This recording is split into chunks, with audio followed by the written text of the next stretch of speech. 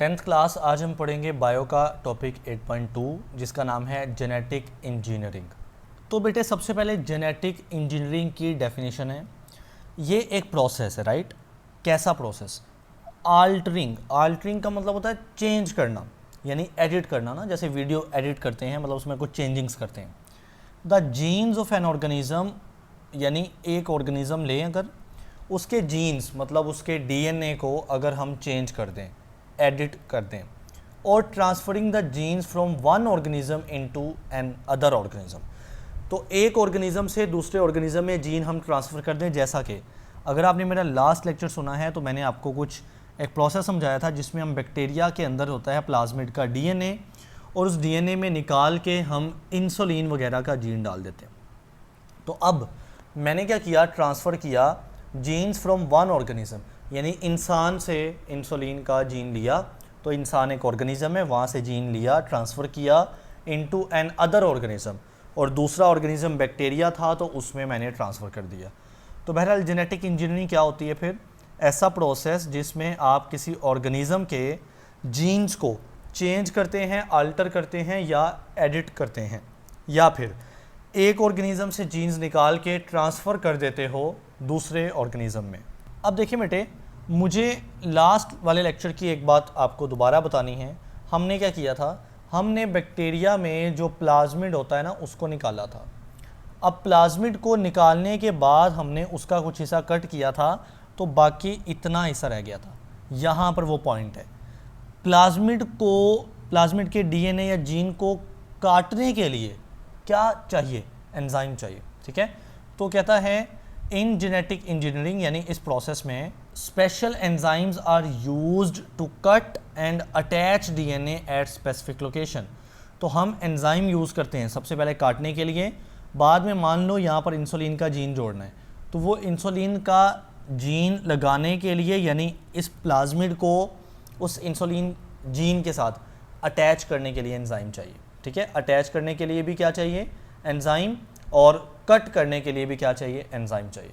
तो फिर मैं क्या करूँगा, फिर मैं इस ये जो हमारे पास बन गया ना, इसको हम लगा देंगे किसी बैक्टीरिया के अंदर या उसी बैक्टीरिया के अंदर जिसमें उसका अपना डीएनए यानी प्लाज्मिड होगा, और प्लाज्मिड के साथ अटैच्ड होगा कोई फॉरेन जीन, यानी कोई दूसरे ऑर्गेनिज्म का जीन।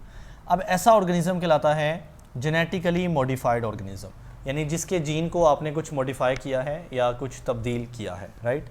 कहता है following are the two main examples of genetic engineering.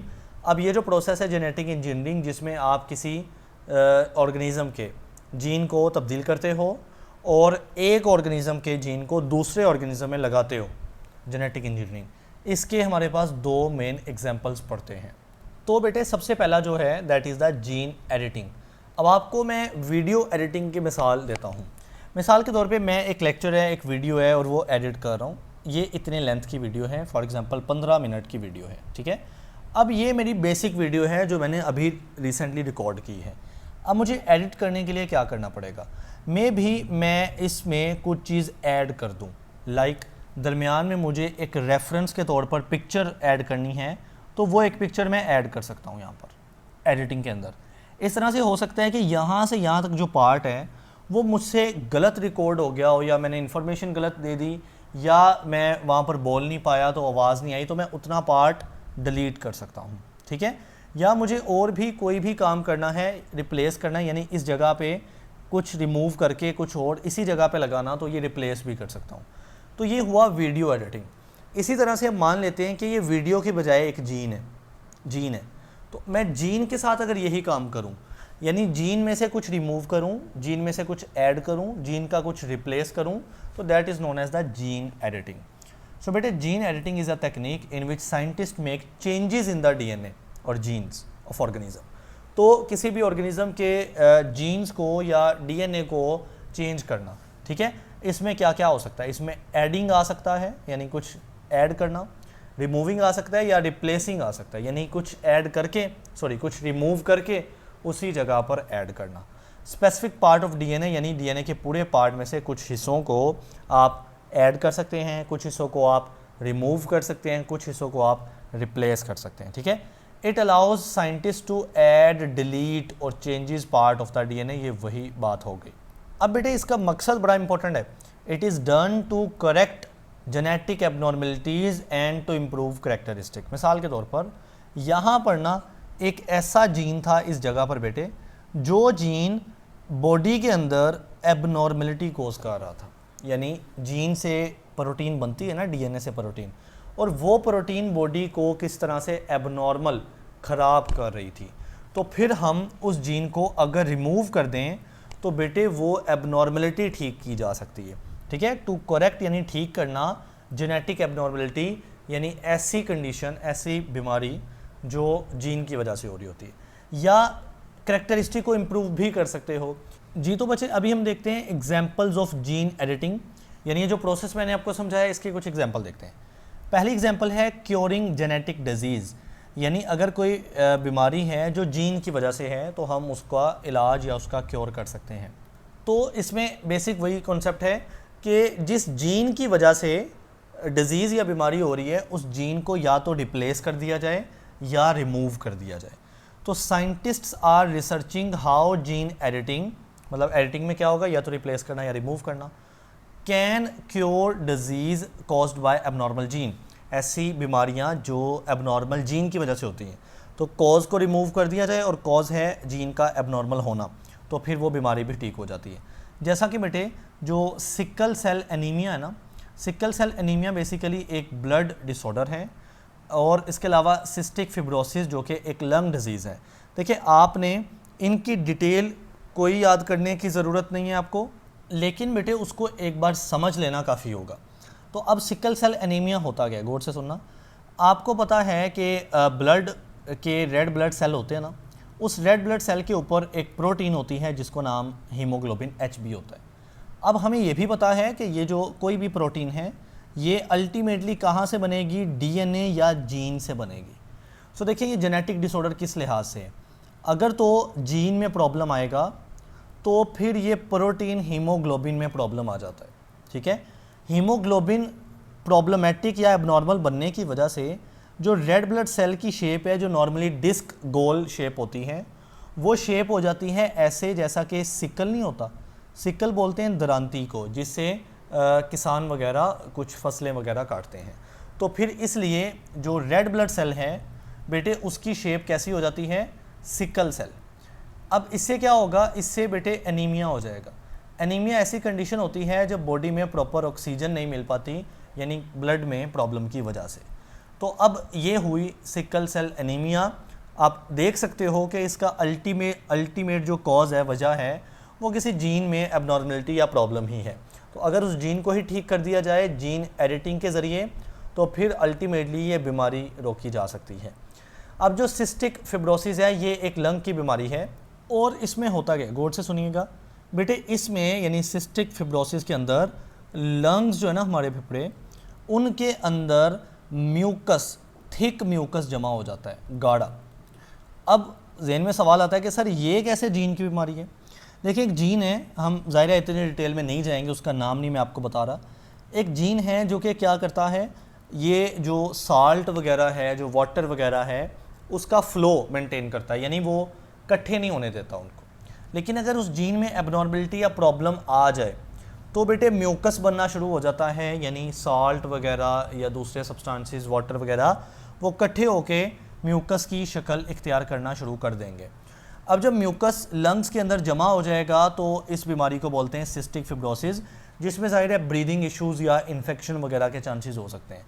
तो इसलिए अगर उस जीन को एडिटिंग के ज़रिए ठीक किया जा सकता है ना, तो फिर ये जेनेटिक डिसऑर्डर, जेनेटिक बीमारियां ये भी ठीक हो सकती हैं।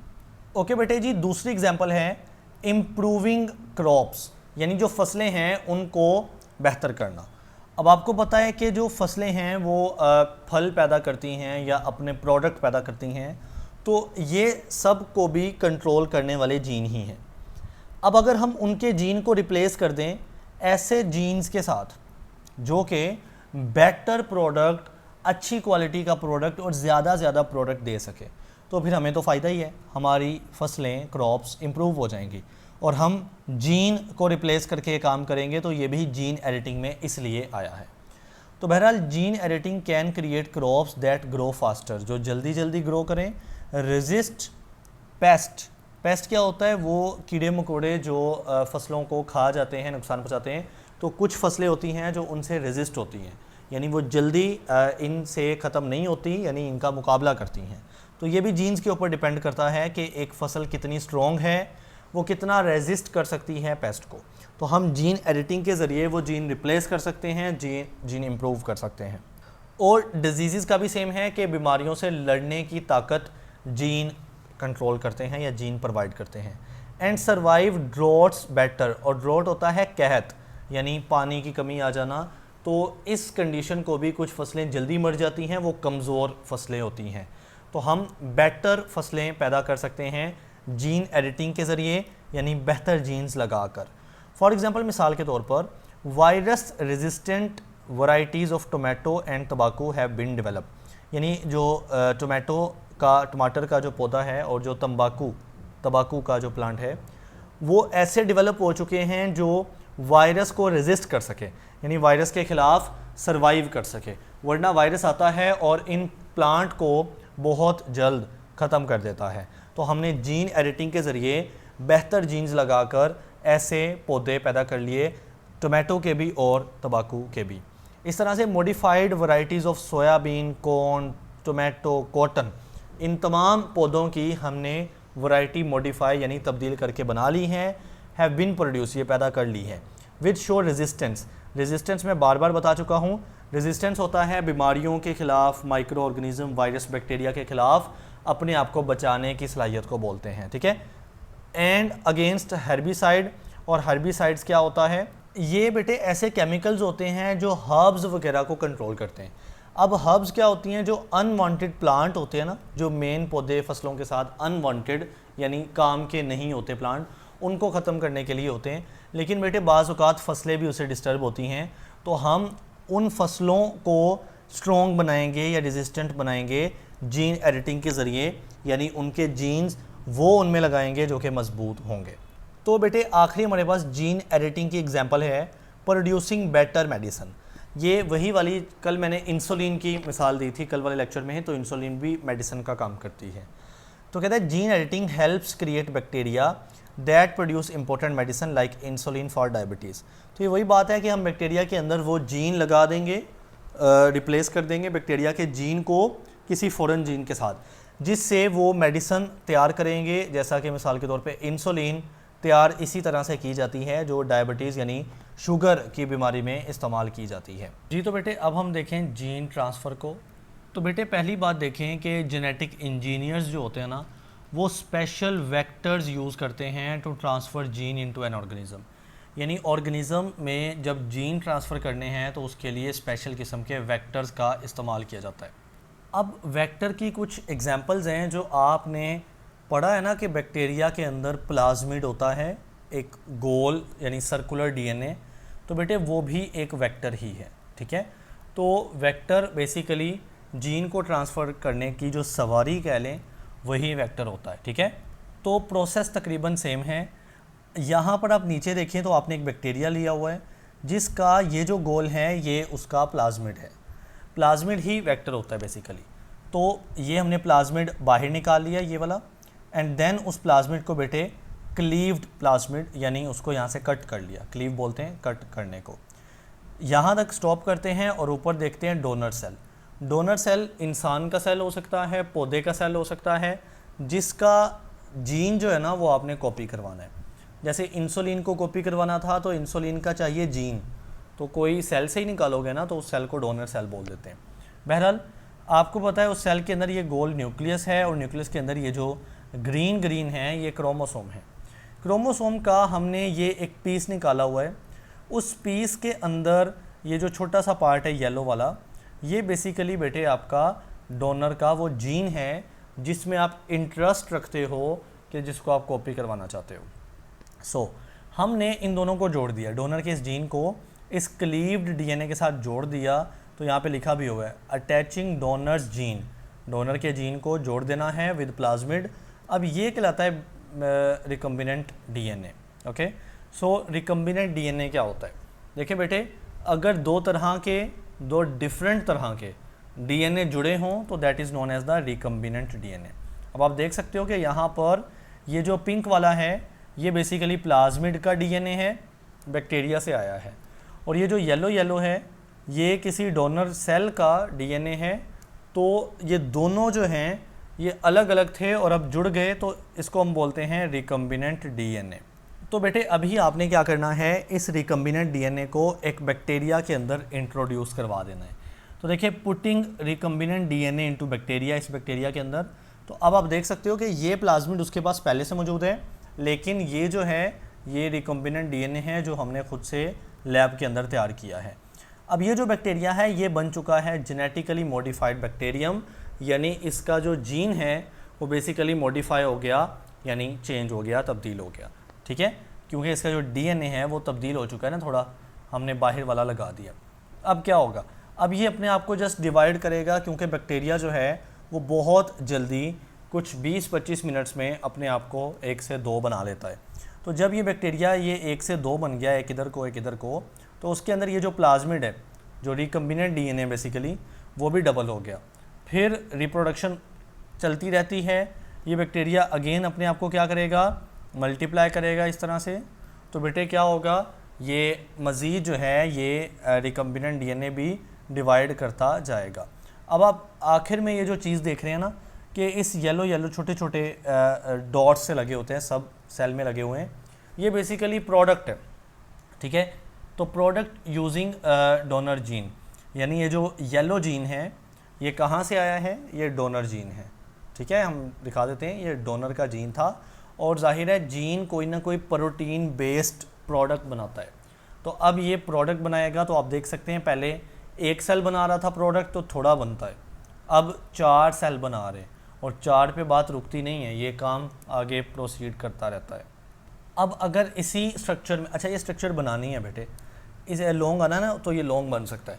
इसी स्ट्रक्चर में आपको identification and isolation of donor gene step 1 है, यानी सबसे पहले आपने डोनर जीन को आइडेंटिफाई करना है।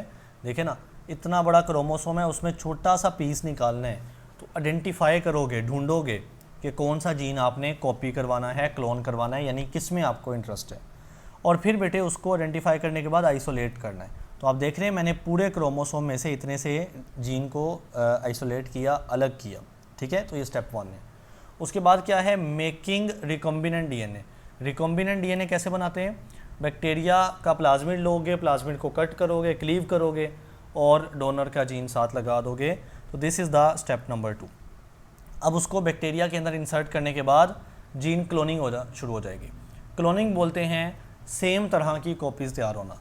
तो जाहिर है जब ये बैक्टीरिया के अंदर वो वाला जीन जो डोनर जीन है वो आ चुका है, तो बैक्टीरिया अपने आप को मल्टीप्लाई करेगा, अपने आप नंबर बढ़ाएगा, तो इसको बोलते हैं जीन की क्लोनिंग होना, एंड दिस इज़ स्टेप 3। तो बेटे ये सारी बातें आपको मिल जाएंगी। कहता है the most commonly used vectors to transfer gene into bacteria are plasmid. मैंने बोला ये जो प्लाज्मिड है ना बैक्टीरिया के अंदर, सर्कल शेप का डीएनए, सर्कल, तो ये बेसिकली वेक्टर है। वेक्टर ऐसी चीज़ जिसमें आप दूसरा डीएनए लगाते हो और वेक्टर के ज़रिए ट्रांसफ़र करते हो, ठीक है, सवारी को बोलते हैं।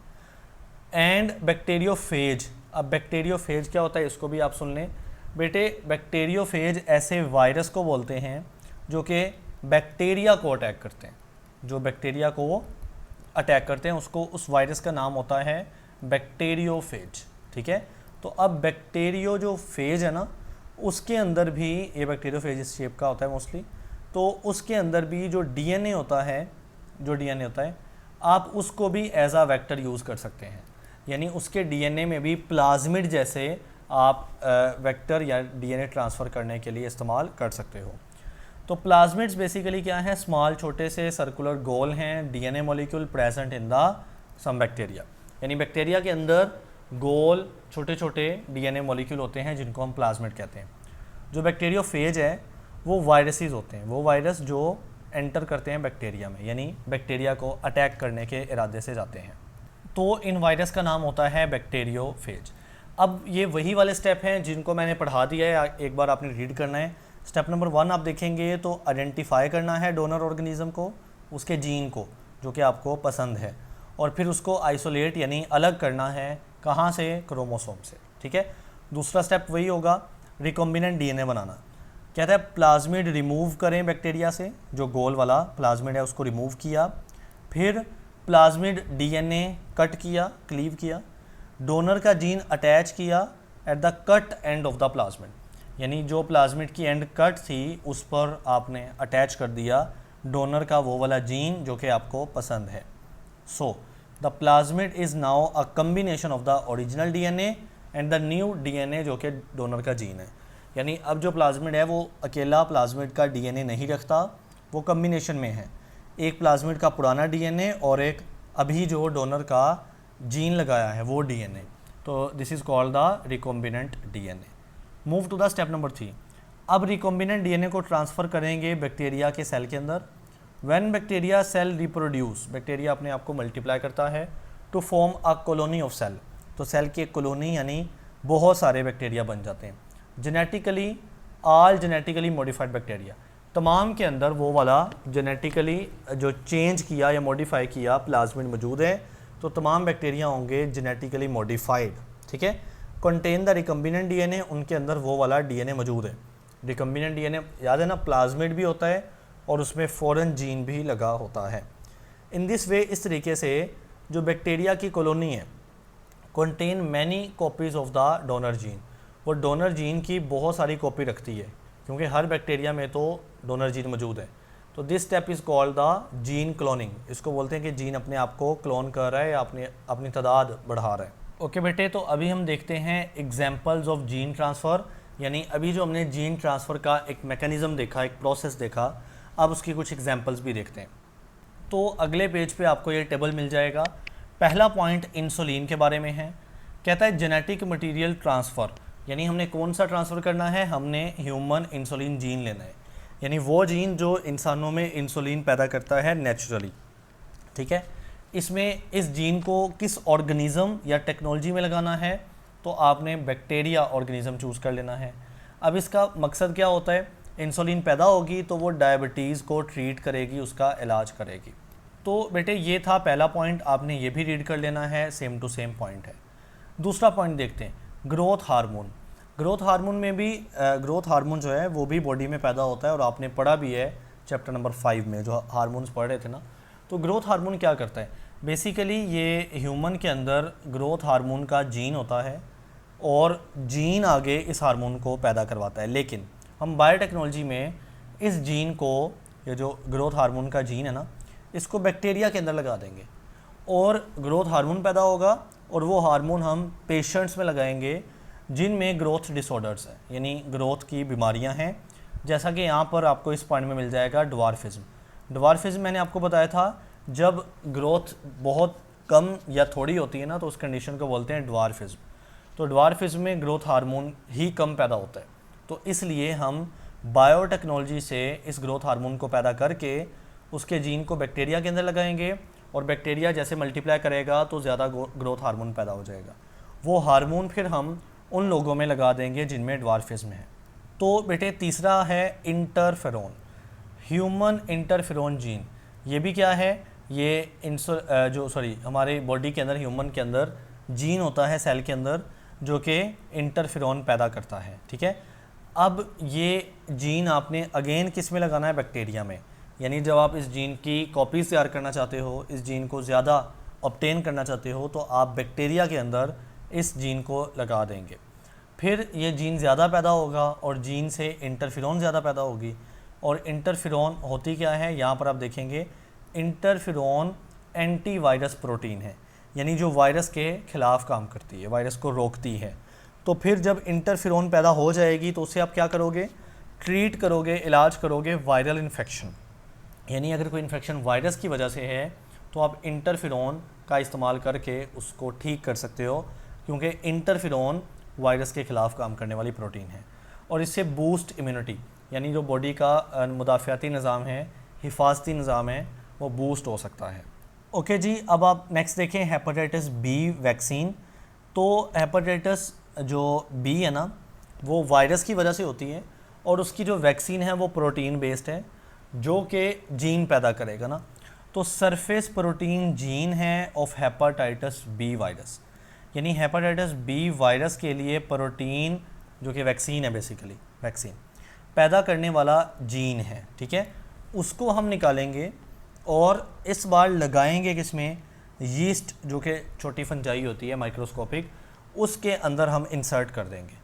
अब ये जो यीस्ट है जब ये डिवाइड करेगा तो ये हेपेटाइटिस बी वायरस का जो जीन है उसको भी पैदा करेगा और फिर उस जीन से आप हेपेटाइटिस बी की वैक्सीन ले सकते हो, ठीक है, क्योंकि आपने जीन लगाना होता है, उससे प्रोडक्ट बनती है। जीन हेपेटाइटिस बी वायरस का जीन है और उससे जो वैक्सीन बनेगी वो बेसिकली प्रोटीन है जो उसकी प्रोडक्ट है। लगाते कहाँ पर हो, यीस्ट सेल के अंदर। तो फ़ायदा क्या होता है, प्रोटेक्ट अगेंस्ट हेपेटाइटिस बी। ज़ाहिर है हमने वैक्सीन बना लेनी है हेपेटाइटिस बी की, तो हम हेपेटाइटिस बी से प्रोटेक्ट यानी बच जाएंगे। तो ये बात आपको पॉइंट नंबर 5 के ऊपर मिल जाएगी। तो बेटे चौथा पॉइंट टेबल में नहीं है, यहाँ पर देख लेते हैं। जीन थेरेपी में, जीन थेरेपी क्या होता है, जब आप जो डिफेक्टिव जीन है ना, यानी जो ख़राब जीन है, अबनॉर्मल जीन है, जिसकी वजह से कोई जेनेटिक बीमारी, जेनेटिक डिसऑर्डर होती है, तो उसका इलाज करते हो ना, तो इसको बोलते हैं जीन थेरेपी। जेनेटिक इंजीनियर्स जो होते हैं ना, वो इंट्रोड्यूस करते हैं gene into the patient cell. It is use to treat genetic disorder of blood like thalassemia. तो पहले भी बात हुई है कि जो जेनेटिक डिसऑर्डर है वो जीन की वजह से होती हैं। तो अगर आप जीन को रिप्लेस कर दें विद नॉर्मल जीन तो आप उससे जेनेटिक डिसऑर्डर रिमूव कर सकते हो, ख़त्म कर सकते हो, जैसा कि थैलेसीमिया जो कि ब्लड की डिसऑर्डर है ना, जेनेटिक है, तो इसको जीन थेरेपी से इलाज किया जा सकता है। तो बेटे अभी पॉइंट 6 देखते हैं। देखें, बैक्टीरिया से एक जीन लिया जाता है और उसको ट्रांसफ़र कर दिया जाता है कॉटन और कॉर्न की क्रॉप्स, जो फसलें हैं, जो प्लांट्स हैं ना, उनमें ट्रांसफ़र कर दिया जाता है ये एक जीन।